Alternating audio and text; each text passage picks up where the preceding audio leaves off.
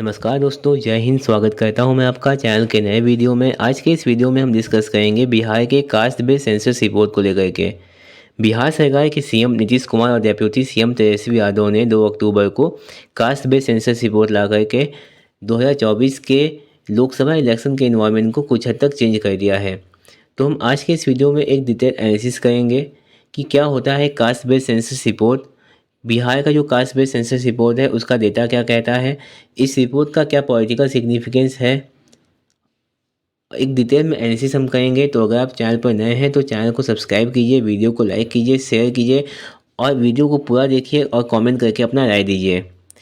बिहार का caste based census 2023 कब से न्यूज में आया?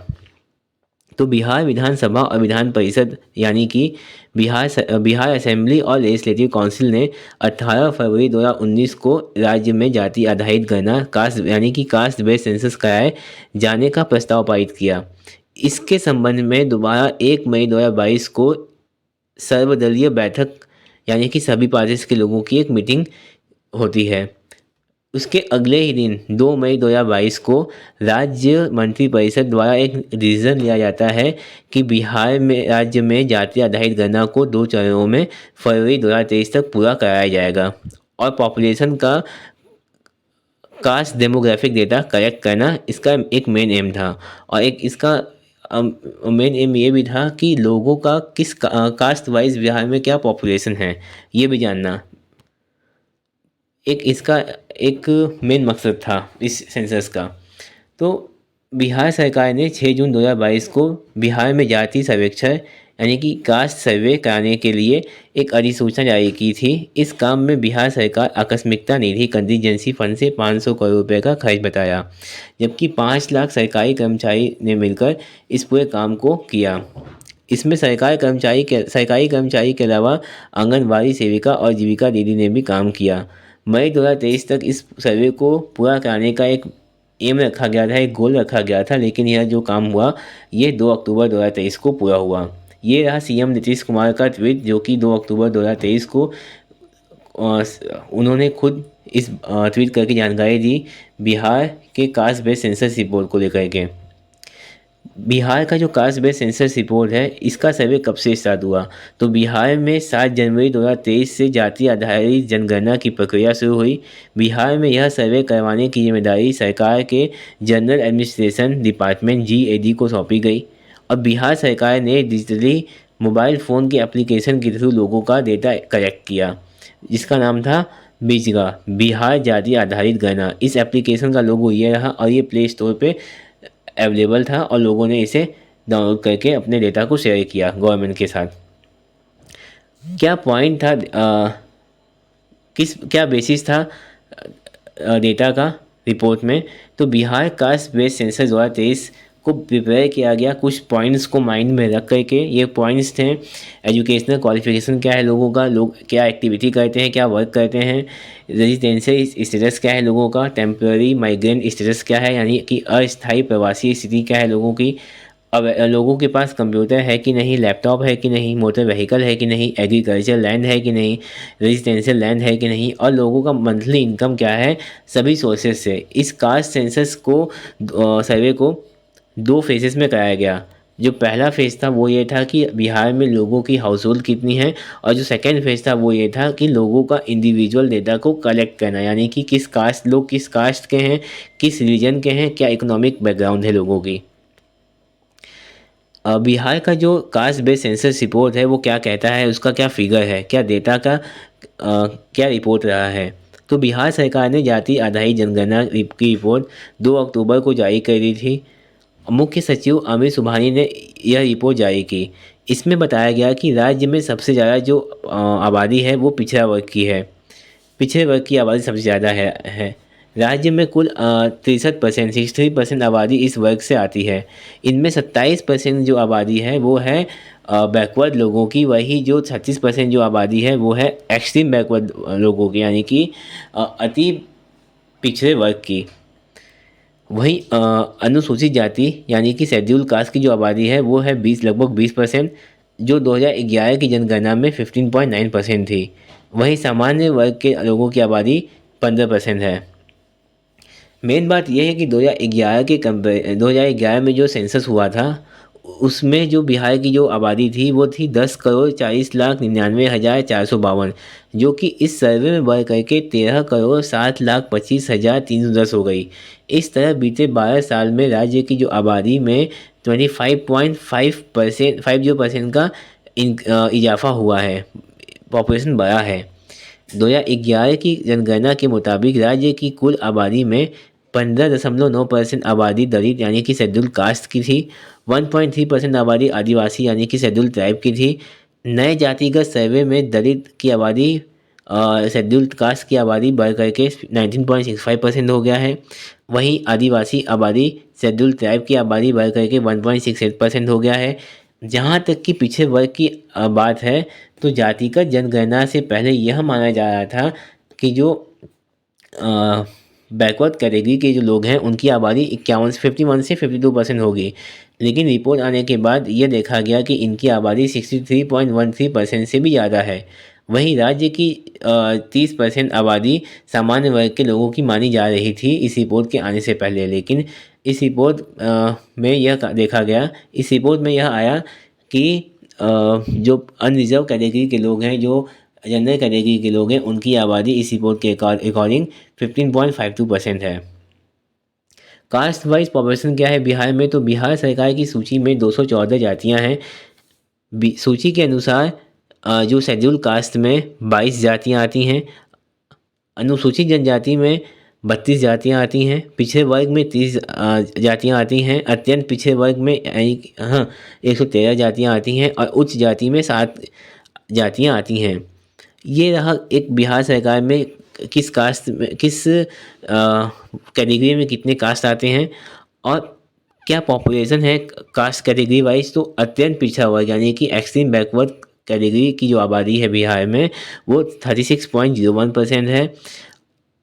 अन्य पिछड़ा वर्ग यानी कि अदर बैकवर्ड कैटेगरी की जो आबादी है बिहार में आबादी वो है 27.12%, जिसमें कि यादव 14.27% के साथ सबसे बड़ा उप समूह है यानी कि सब कैटेगरी है।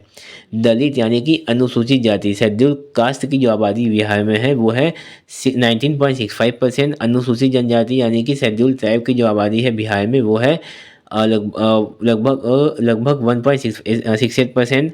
अनारक्षित यानी कि उच्च जातियाँ अनरिजर्व कैटेगरी की जो आबादी है, जनरल कैटेगरी की आबादी वो है 15.52%।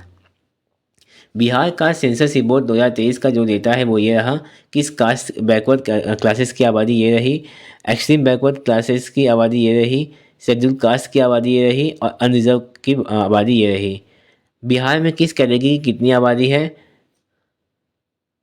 उसका रिपोर्ट ये रहा, डेटा उसका ये रहा। बिहार में किस धर्म के किस रीजन के लोगों की कितनी आबादी है, तो हिंदू धर्म की जो आबादी है बिहार में वो है 81.99%। मुस्लिम धर्म की जो आबादी है बिहार में वो है 17.7%। ईसाई धर्म की जो आबादी है बिहार में वो है 0.057%। सिख धर्म की जो आबादी है बिहार में वो है 0.011%। बौद्ध धर्म की आबादी है 0.085%। जैन धर्म की आबादी है 0.009%। अन्य धर्म की जो आबादी है वो है 0.127%। और जो लोग कोई धर्म नहीं मानते हैं उनकी आबादी है 0.0016%।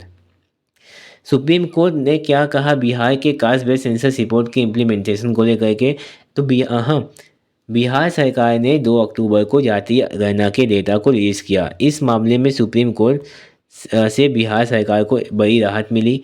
कोर्ट ने जातीय गणना के जारी आंकड़ों पर रोक लगाने से इनकार कर दिया। कोर्ट ने यह कहा कि हम किसी राज्य के किसी काम पर रोक नहीं लगा सकते, लेकिन सुप्रीम कोर्ट ने पिटीशंस पर बिहार सरकार को 4 हफ्ते में जवाब देने के लिए कहा है।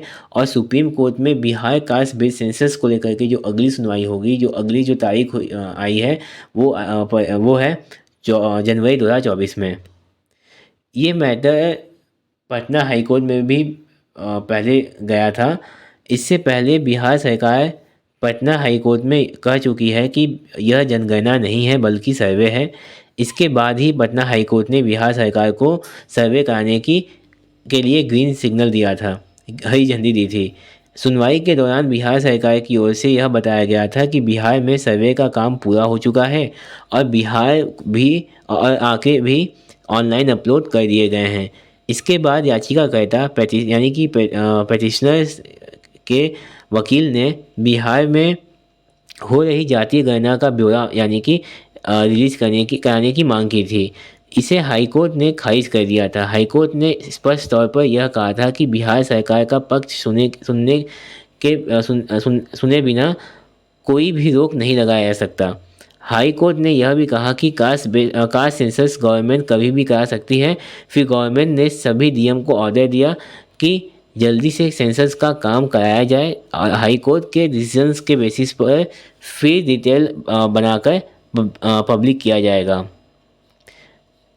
Article in Indian constitution for census, census को लेकर के इंडियन कॉन्स्टिट्यूशन में आर्टिकल हैं।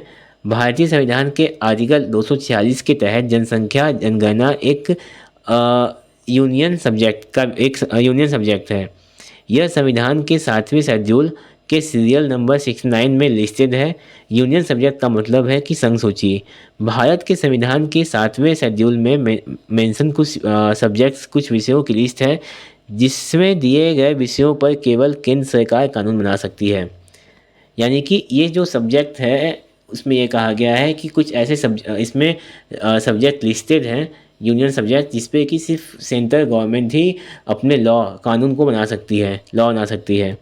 अनुच्छेद 340 आर्टिकल 340 के अकॉर्डिंग प्रेसिडेंट सामाजिक और शैक्षणिक रूप से यानी कि सोशली और एजुकेशनली बैकवर्ड क्लासेस जो हैं उनके पोजीशंस को, उनके कंडीशंस को जांच करने के लिए सरकार द्वारा उठाए जाने वाले कदमों के बारे में जानने के लिए सिफारिश कर सकती है और एक आयोग की नियुक्ति भी करने का आदेश दे सकती है कि जो बैकवर्ड लोग हैं उनका क्या स्टेटस है, किस तरीके से वो हैं, उनकी स्थिति को जानने के लिए, कंडीशंस को जानने के लिए प्रेसिडेंट एक आयोग की नियुक्ति कर सकती हैं। इम्पॉर्टेंट फैक्ट क्या है? Important facts of Bihar caste based census 2023। Bihar caste based census का 2023 का जो रिपोर्ट है उसका इम्पॉर्टेंट फैक्ट क्या है? तो 2023 की बिहार जाति जनगणना रिपोर्ट ने ओबीसी और ईबीसी के इम्पॉर्टेंट प्रेजेंस को दिखाया कि बिहार में सबसे ज़्यादा इन्हीं कैटेगरीज के लोगों की आबादी है और आगे बढ़ाने के लिए बिहार सरकार को रिजर्वेशन पॉलिसी को फिर से रीअसेस या रीइवैल्यूएट करना चाहिए। इक्वल रिप्रेजेंटेशन को प्राथमिकता यानी कि प्रायोरिटी देना चाहिए। मार्जिनलाइज ग्रुप को यानी कि पिछड़े हुए ग्रुप को एम्पावर सशक्त करना चाहिए। सब कास्ट डाइवर्सिटी को एड्रेस करना चाहिए और साथ ही साथ यानी कि संबोधित करना चाहिए। शिक्षा और जागरूकता को बढ़ावा देना चाहिए। सामाजिक न्याय के लिए राजनीतिक संवाद यानी कि डायलॉग्स को प्रोत्साहित करना चाहिए। डाटा के पारदर्शिता को सुनिश्चित करना चाहिए यानी कि डेटा ट्रांसपेरेंसी को मेंटेन करना चाहिए। आर्थिक विकास पर ध्यान देना चाहिए। नागरिक समाज को शामिल करना चाहिए और दीर्घकालिक परिप्रेक्ष्य यानी कि लॉन्ग टर्म पर्सपेक्टिव बनाए रखने के लिए भी सरकार को काम करना चाहिए। इस डेटा को बिहार में अधिक समावेशी और न्याय संगत समाज, इंक्लूसिव और इक्विटेबल सोसाइटी को बढ़ावा देते हुए सकारात्मक बदलाव यानी कि पॉजिटिव चेंजेस के लिए एक उत्प्रेरक कैटलिस्ट के रूप में काम करना चाहिए। यानी कि एक सोर्स, एक माध्यम होना चाहिए और इसके रूप में सरकार को काम करना चाहिए। कास्ट बेस्ड सेंसस कब भारत में हुआ? तो कालेलकर आयोग की परिणति यानी कि संविधान लागू होने के साथ ही में SC/ST के लिए आरक्षण शुरू हो गया। फिर पिछड़े वर्ग की तरफ से आरक्षण की मांग उठने लगी। पिछड़े वर्ग की परिभाषा क्या हो, कैसे इस वर्ग का उत्थान हो, इसके लिए नेहरू सरकार ने 1953 में काका कालेलकर आयोग बनाया था। इस आयोग ने पिछड़े वर्ग का हिसाब लगाया। जाति में आंकड़ों का आधार था 1931 की जनगणना। हालांकि कालेलकर आयोग के सदस्यों में इस बात पर सहमति नहीं बनी कि पिछड़ेपन का आधार जातिगत होना चाहिए या आर्थिक। मतलब लोगों का ये हाँ, कुल मिलाकर ये आयोग इतिहास की एक घटना भर रहा और पिछड़ों को लेकर कोई नीतिगत बदलाव इस आयोग के बाद नहीं हुआ।